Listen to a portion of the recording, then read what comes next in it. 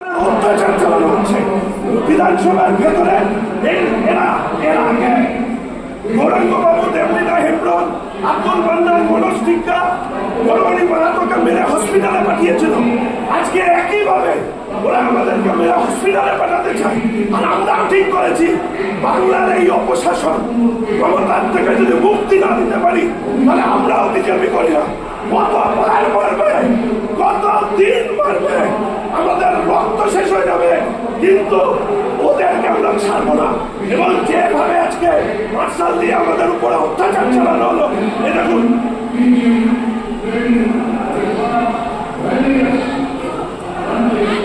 দেখুন চশমা পর্যন্ত এইভাবে ঘুরিয়ে দিয়েছে, ঘরের মধ্যে ফেলেছে। এই বয়স ওনার স্পাইনাল কর্ডে প্রবলেম, পেছন থেকে কলার ধরে টানছে। এই হচ্ছে মার্শালদের ভূমিকা, এবং এই ভূমিকার পেছনে নির্দিষ্টভাবে রাজনৈতিক ডাইরেকশন ছিল, পলিটিক্যাল ডাইরেকশন। মানবীরা মারায় তার গায়ে হাত দেওয়া হয়েছে। এই চলছে বিধানসভার অভ্যন্তরে।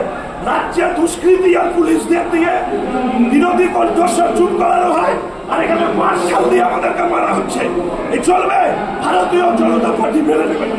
স্পিকার তুমি জবাব দাও, স্পিকার জবাব তোমায় দিতে হবে। সদনের ভিতরে বিরোধীদের আক্রমণ করা হচ্ছে কেন? স্পিকার তুমি জবাব দাও। বেছে বেছে বিরোধীদের আক্রমণ করা হচ্ছে কেন? স্পিকার তুমি জবাব দাও।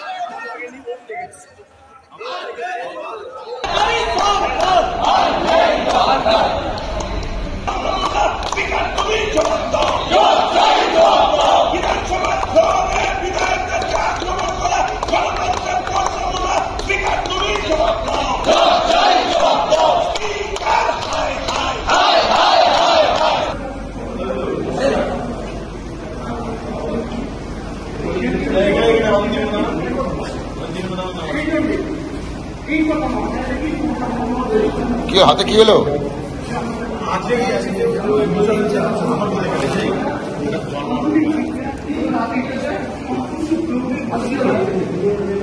হাতে কি হলো দিদি?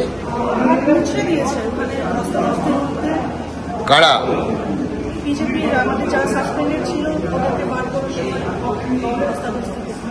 আপনার কেটে গেছে না হাতে লেগেছে?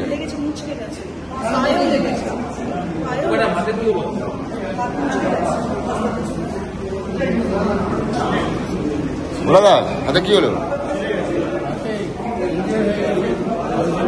কিভাবে হলো?